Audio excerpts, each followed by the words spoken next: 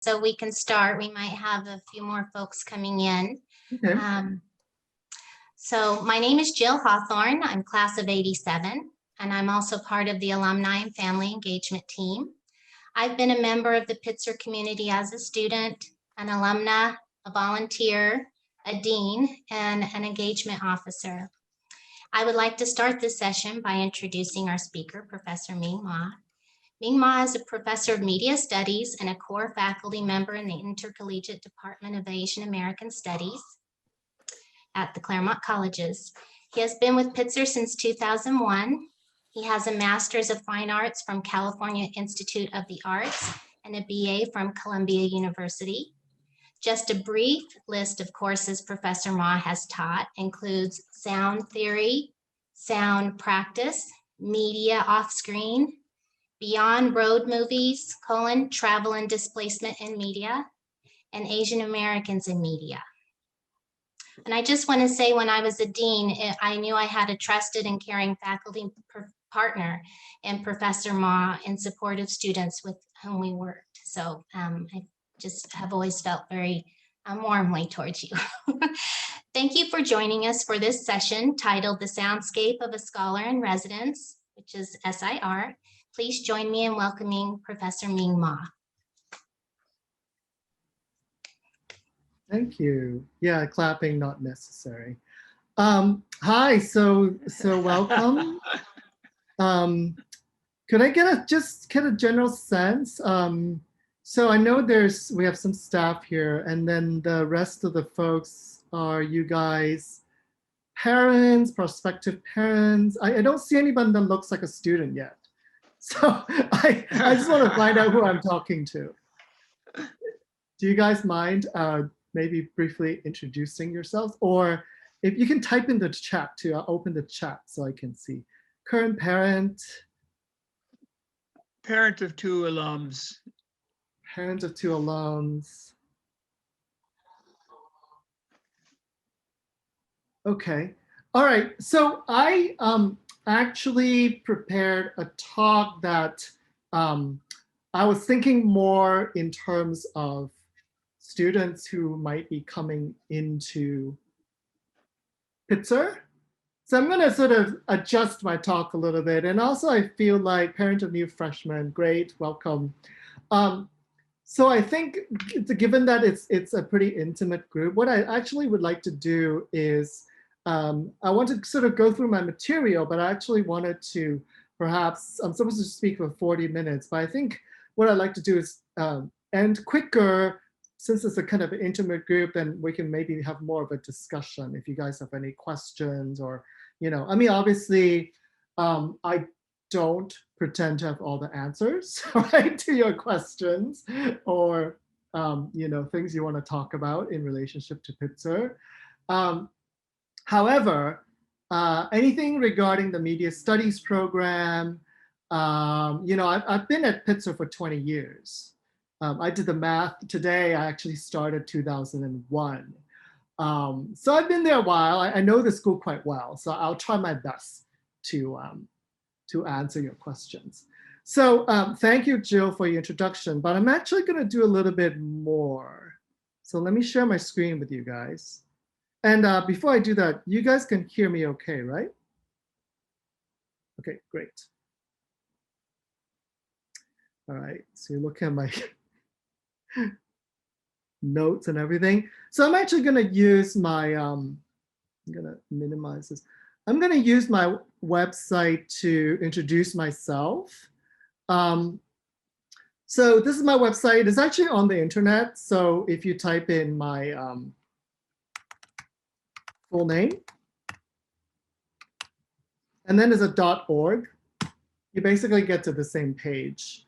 So this is kind of the introduction page, and it usually has, kind of my current projects. So this is a link to my new book that I'm going to actually talk about. So, and then this is a previous book project on global video culture. So the website sort of, basically is more about current work. So currently, the focus of my work is in research and writing.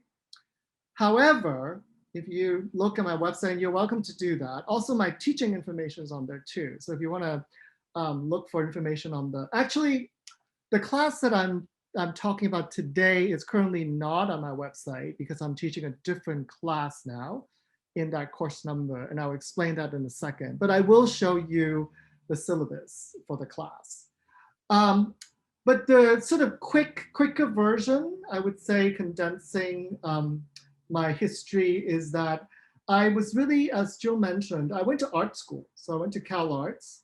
So I was trained as an artist, and most of my work is in experimental media, mostly working in video, both in terms of single channel as well as in installation and performance. About 5, maybe 7 years ago, I would say, I made the conscious choice to transition into a more writing and research-based practice. And my current research interest is in sound and media, more specifically sound and experimental media. So if you go on my website, this is my bio, and then you can download my CV if you're interested. It updated about once a year. The work section is more focused on my creative work. And then, as I've said, all of my classes are actually online on this site. So I think that's all I kind of want to say about myself. So let me switch gears to what I want to talk about today. So sharing with you guys again.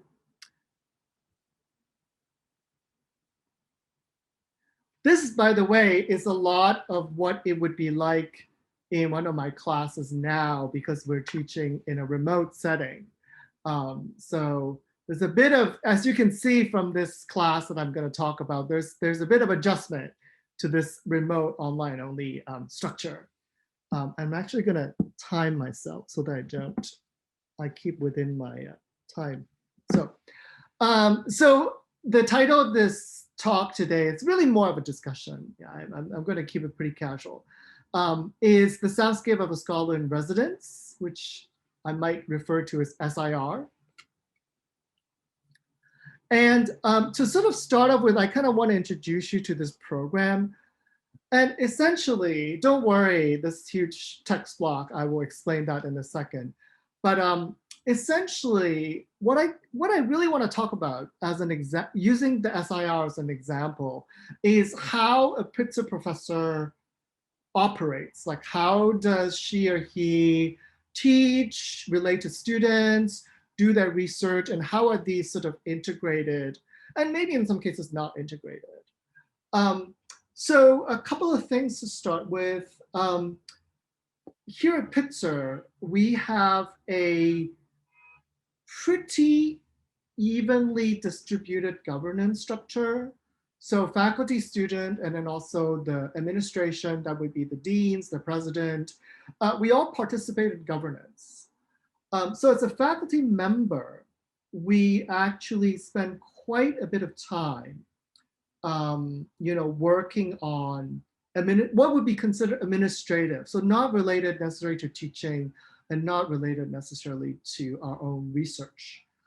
So we're pretty busy, I guess is what I'm saying, and it's quite different from what we would call like a research-focused university. I actually came from the UC system. So previous to teaching at Pitzer, I taught at a number of UC systems in the Southern California area. So UC Irvine, I worked at UCLA, I didn't teach there.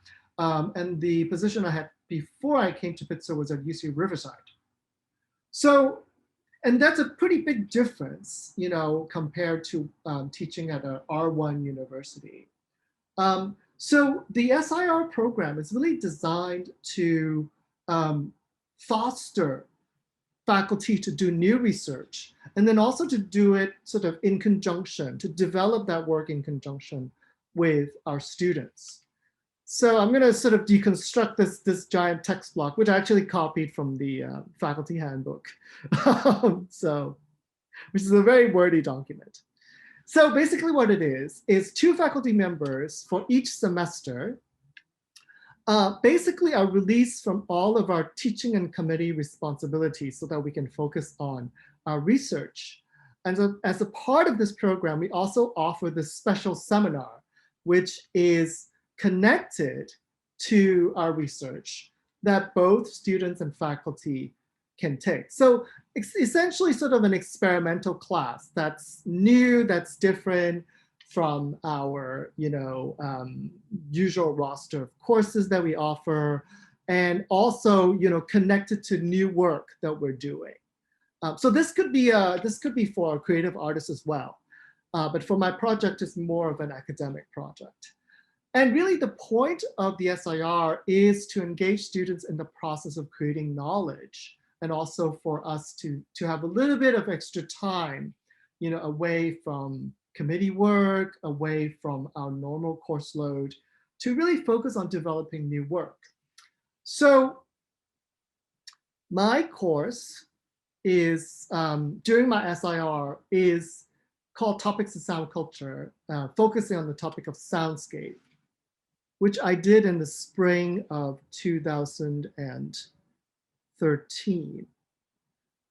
And here is my syllabus. That's actually, it's not online, as I said before, because I'm actually teaching a different version of Topics in Sound Culture right now, which I'll mention in a second.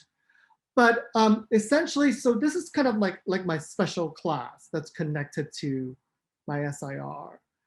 And the course Soundscape really comes from, the reason why I chose the topic really comes from, I was working on a book project at the time that deals with the relationship between sound culture and experimental media art. So by that I mean, essentially what is not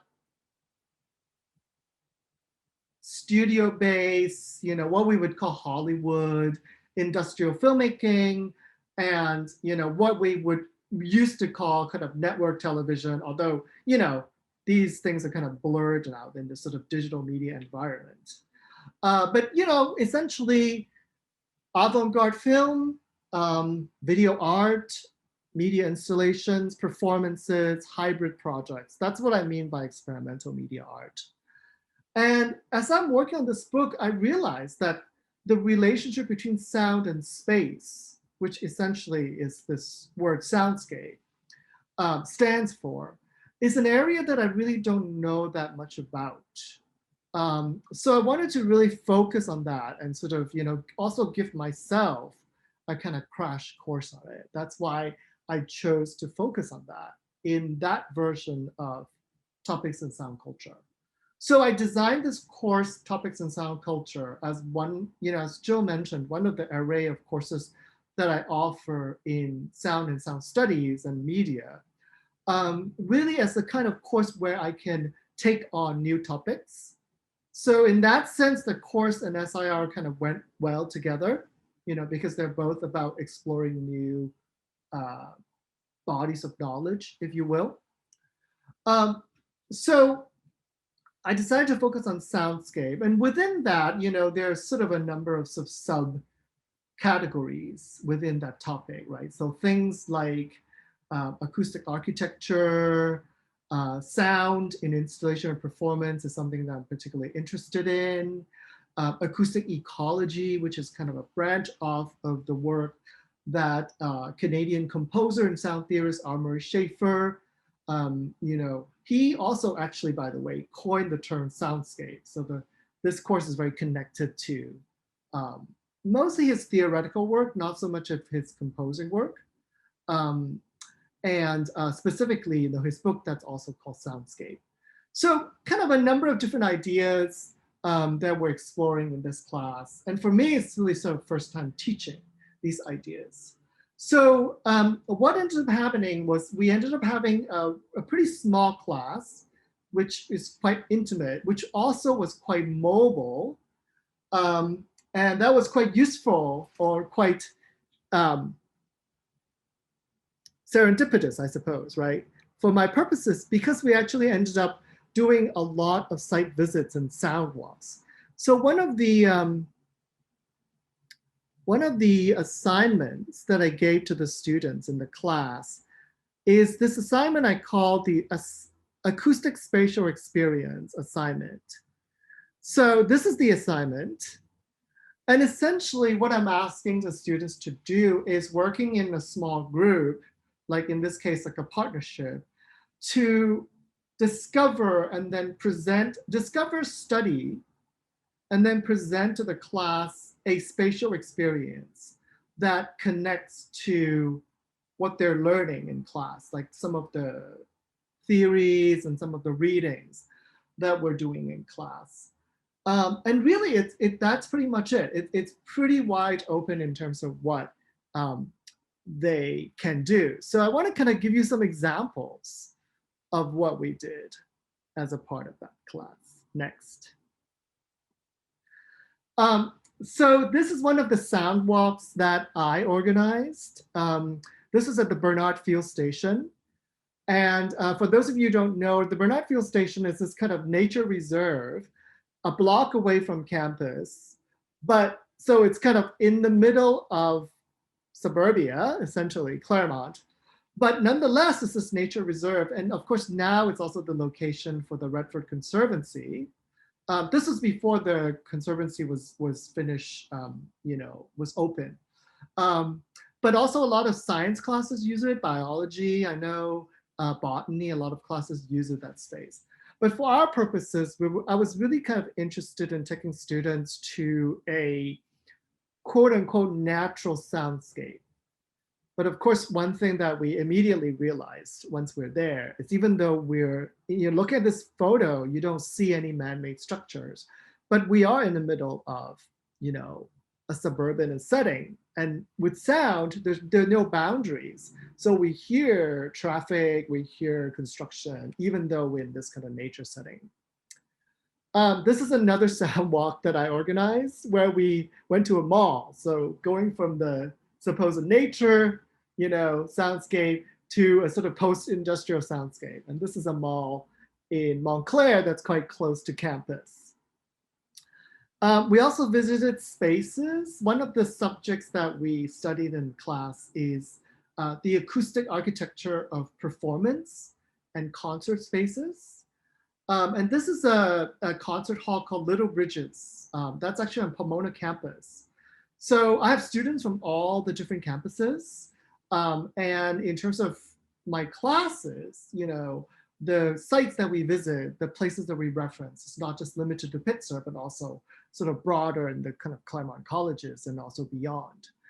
And the reason why we went to visit Little Bridges is because this particular concert hall was built in a sort of pre-modern architecture. So kind of the pre-amplification. Now, of course, even though it's built in that style, this space is amplified. So it's wired for sound, it has mics and stuff like that.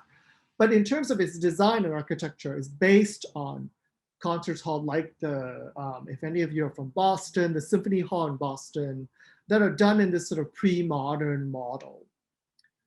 A couple of more shots from that. If you look at the image on my right, which may be your left, that kind of white object is one of the students doing a pop balloon test, which is a test that's used to ascertain the reverberation rate in a space, which is a part of sort of physics, actually, it's part of science. But in this case, it's kind of like reverberation impacts the experience of the musical performance that would happen in these spaces. We also visited art projects. So this is a public art project called Listening as a Movement by Ilana Mann, who's an LA-based artist. And it was at an alternative space called Side Street Projects in Northwest Pasadena. And as you can see in this picture and also in this picture, Mann's artwork per se, right? A big part of the artwork are these site-specific sculptures and installations that for the most part reference pre-radar listening technology. So this, some of you might be interested, so I thought I'd mention it. This particular sculpture is actually based on these listening devices that were used between World War I and World War II before the invention of radar to listen for like approaching planes, for example. So if you Google the internet and like for like pre-World War II listening devices, or there's one that's called war tuba, like the musical instrument, because that's a kind of big trumpet shape, but they're huge. You will find examples of that. In this case, of course, this is an art piece, it's a sculpture, but interestingly, for those of you who might be familiar with Pasadena or Southern California, the trumpets are actually repurposed broadcast speakers from the Rose Bowl. So, a little bit of anecdotal information. So in addition to the sculptures, this is another one, which is a kind of a round room within a room that you can go inside and use as a listening device. The artists also organized a series of events that took place in and around these site-specific installations. So this is images from the one that we attended, which is a listening event where the youth from the neighborhood, so the neighborhood that Sci-Tree Project is located in, it's a primarily immigrant and working class neighborhood in Pasadena. So I don't know if you can see, but over here are two of the youth members doing a presentation, and some of the listeners are members from their city council. And interestingly, a big part of what the youth presented are these acoustic maps of their neighborhood that they created in a separate workshop with the artists. So the work deals with listening, but sort of from a number of different ways, right? From a sort of formal way, you can actually use those devices to listen, but then also from kind of a social political way in terms of thinking about issues around immigrant rights, social justice, and etc. So then we also went to spaces like the Hollywood Bowl, which for those of you who don't know is this natural amphitheater in the Hollywood Hills that around 1930s, I'm gonna say 1920s, 30s, was built into this kind of concert setting. So it was already shaped like an amphitheater, but then now it's kind of built up as this outdoor concert setting. So we actually got to go backstage, and we also get to look at their sound system. So obviously, even though it started off as a amphitheater, a natural amphitheater, that doesn't have any sound system. Now it has very sophisticated sound system, which you see an example of here. And then the following two sites are all of the sites you've seen so far, the ones that I organized. And then the following two sites are some of the student projects. So this is where the students pick the site. So this is Mount Baldy, which is about 20 minutes from campus. So if you drive from campus, you can end up on these high mountains. So don't ask me why, but some of the students in the class, they know of this disused water tank that's on the top of Mount Baldy. And so that was the choice of their acoustic spatial experience. And in fact, what they did here was they created this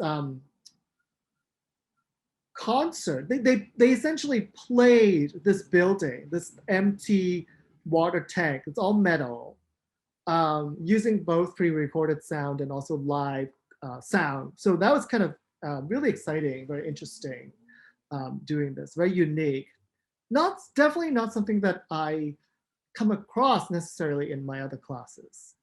And then this group of students chose to go to the Ontario airport, about 20 minutes east of campus.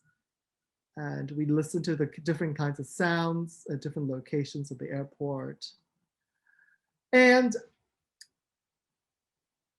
what you're looking at here is actually my new book that I referenced earlier in the talk.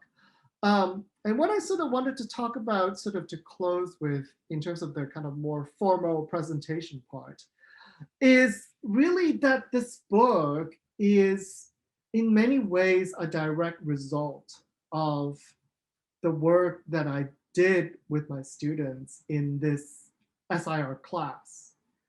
And I would say specifically the last two chapters of this book. So Media Soundscapes is an ethnographic or sociological investigation into what media artists who work in installation and performance, how do they think about sound? How do they work with sound?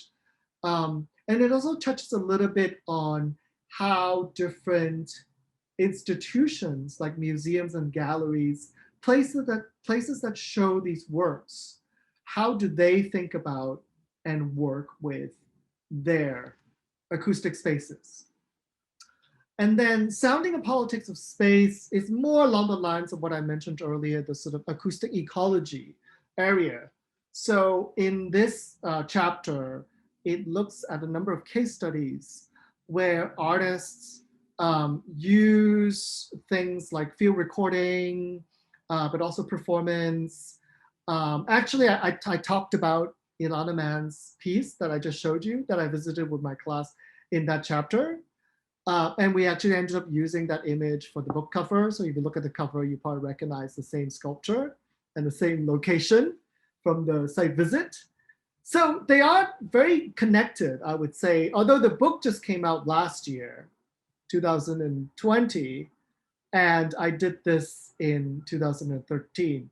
So just that length gives you a sense of, without something like the SIR, how much time it actually takes to do something like writing a book. So I think, the SIR is a good example of the kind of unique programs that you would find at Pitzer that really allows the faculty a lot of flexibility and a lot of room for experimentation, and also allows us to collaborate with our students to develop new research or even like new creative projects. Because in terms of my teaching, I actually teach both theory history classes as well as production classes. And the media studies program at Pitzer and also at the Claremont colleges is essentially the same program because we're intercollegiate, is a theory practice combined program. So our students both learn how to make media as well as to analyze and think about different kinds of media history. So I think I'm going to end here. So thank you for listening. If you don't know, this graphic is a sign language for thank you.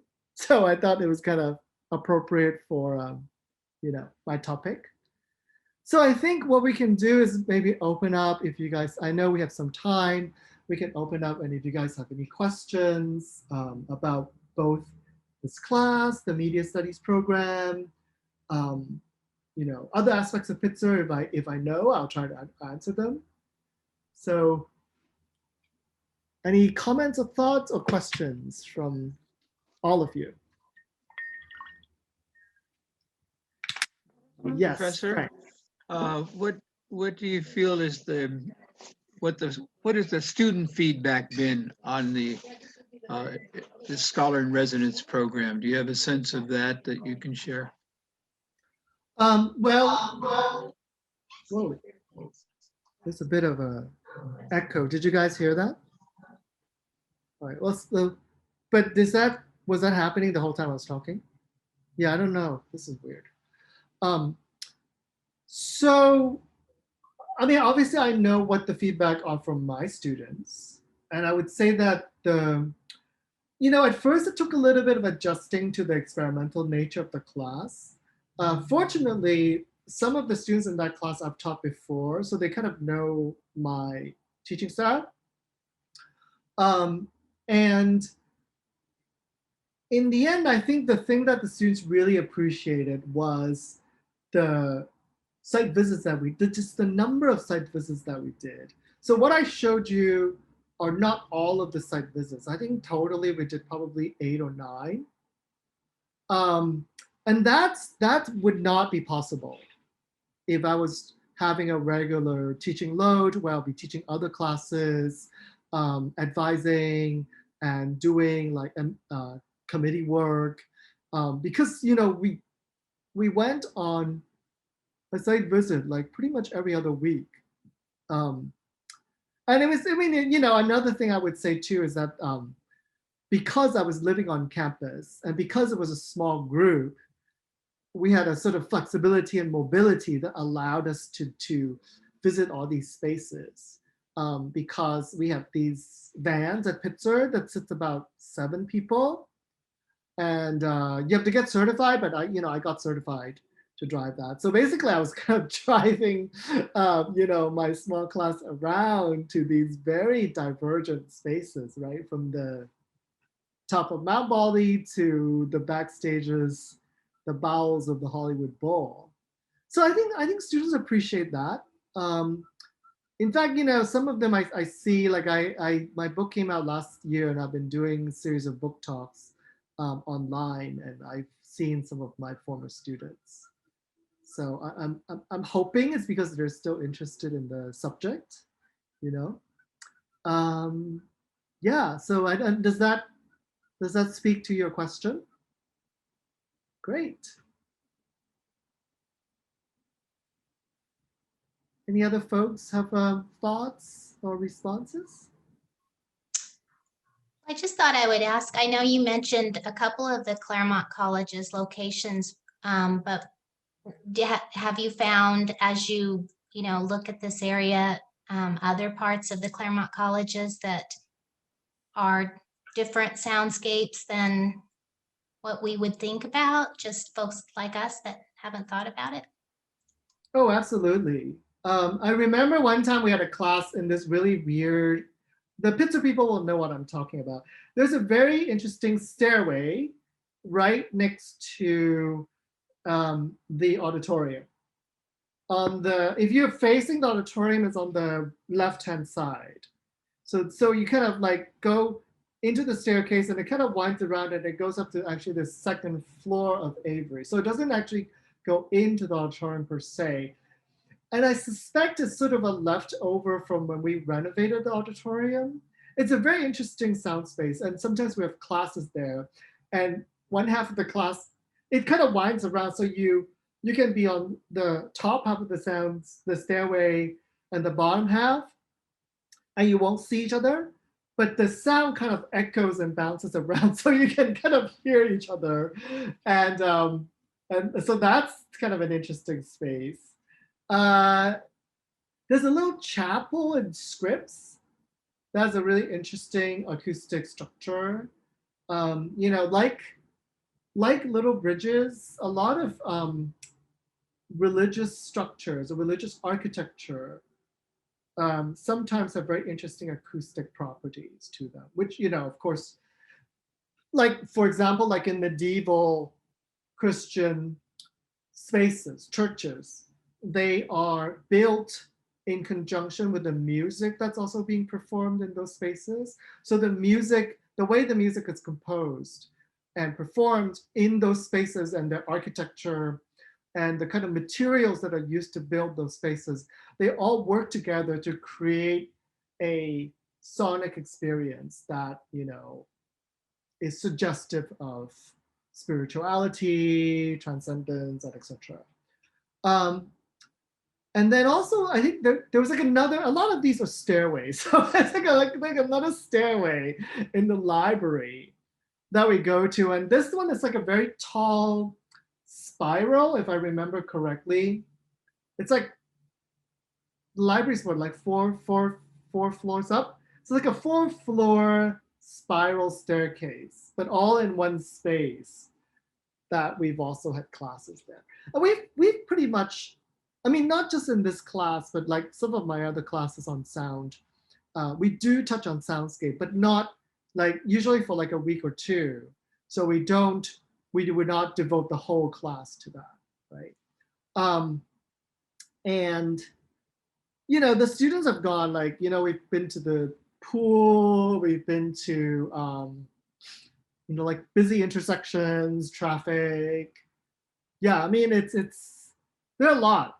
There are a lot on campus. Oh, the CMC has this really interesting, for those of you who don't know, Claremont McKenna, the other Claremont College, we call it CMC because the name is so long. CMC is this kind of modernist cube in the middle of his semester. I mean, in the middle of his campus, sorry. I forgot the name of it, but it's unmissable. It has kind of like a reflecting pool around it. And it's all built of like glass and stone. So that cube has sort of pretty interesting, acoustic properties as well. And I guess another thing I could mention is that the current iteration of MS 115, the Topics in Sound Culture class, I'm actually teaching a class that's, I'm actually teaching my book.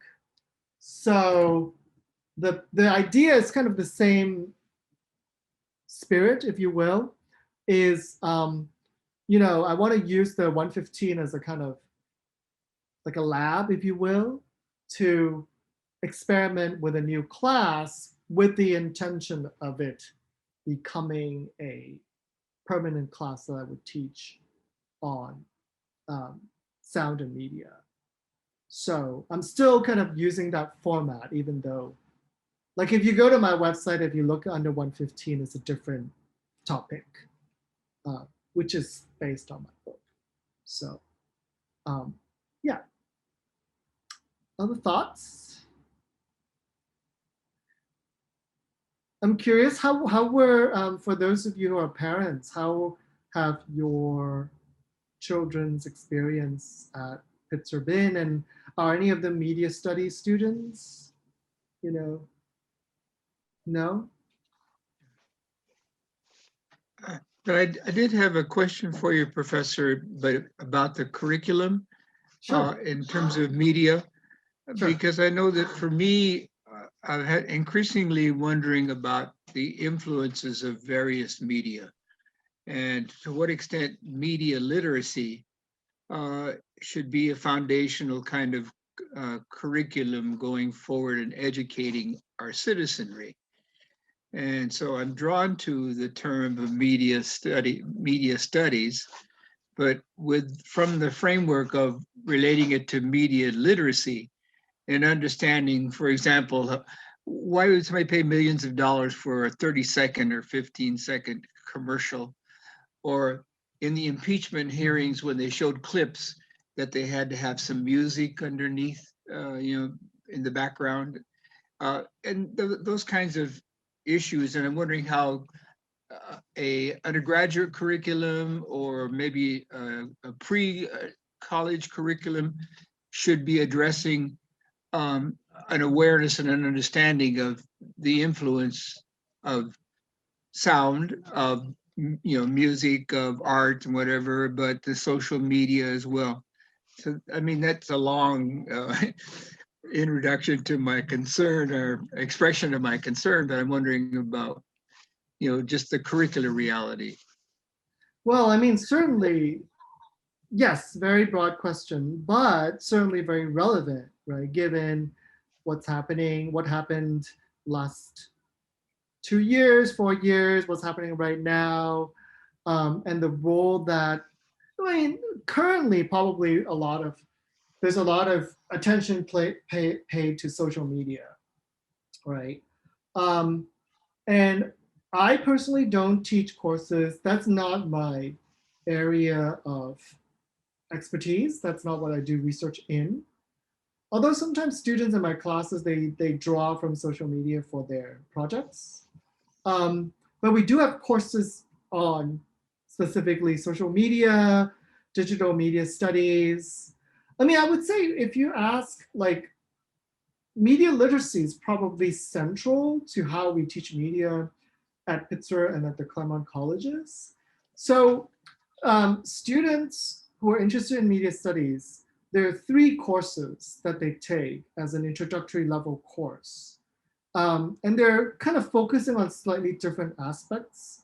So we have Introduction to Digital Media Studies would be a course that I don't teach it, but it would be a course that would focus a lot on things like social media, Twitter, Instagram, sort of like TikTok, a lot of what our students engage in on the sort of their day-to-day lives, right?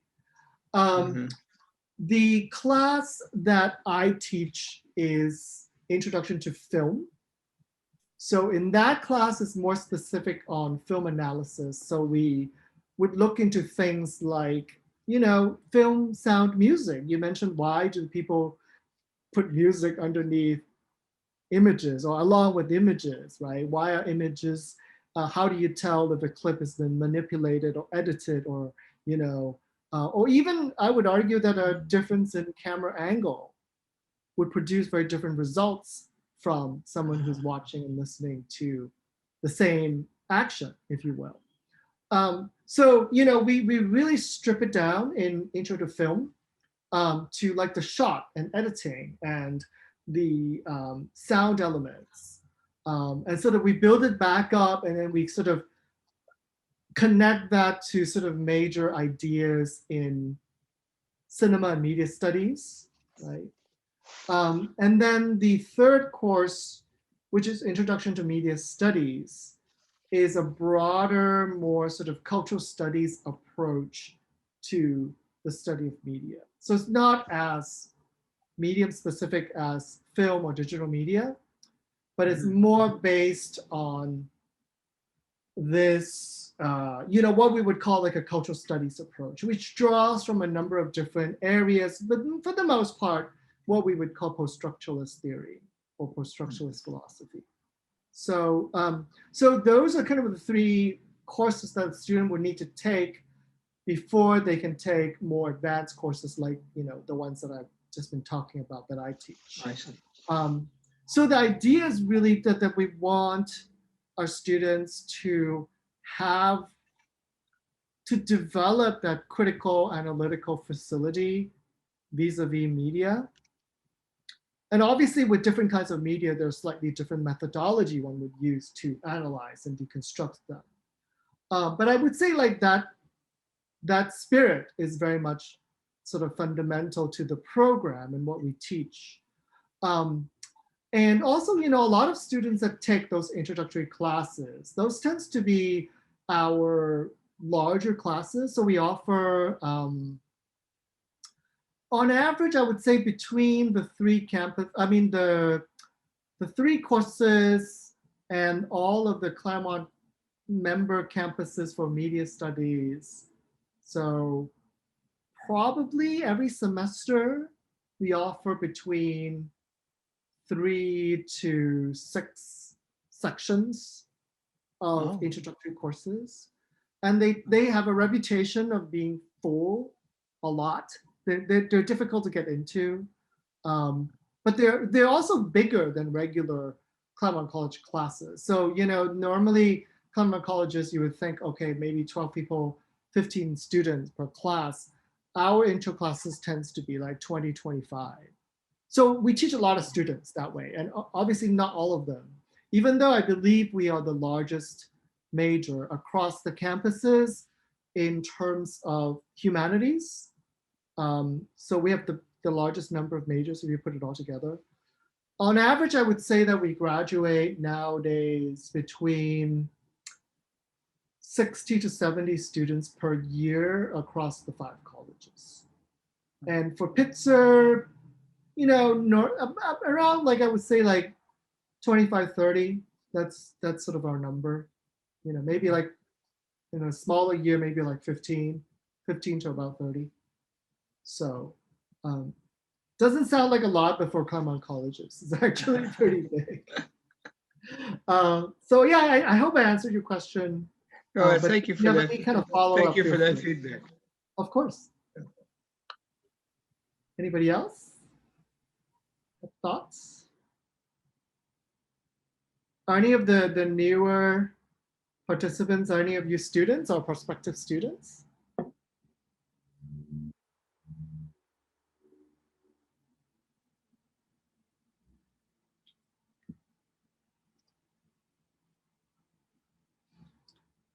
So what do you think, Jill?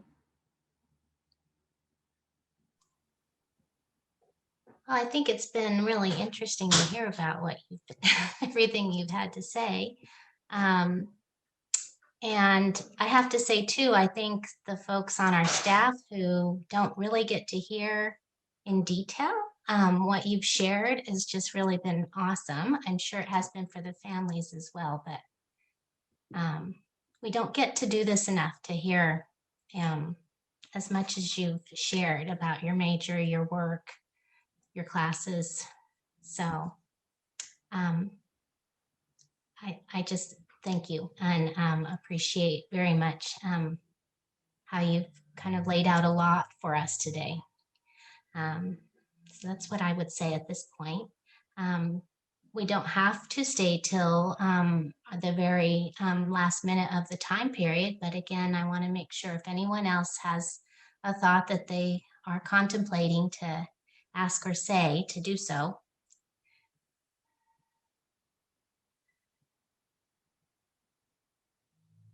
Hey, who wants the final word? I always ask that before I finish class. It's like, okay, who wants the last word?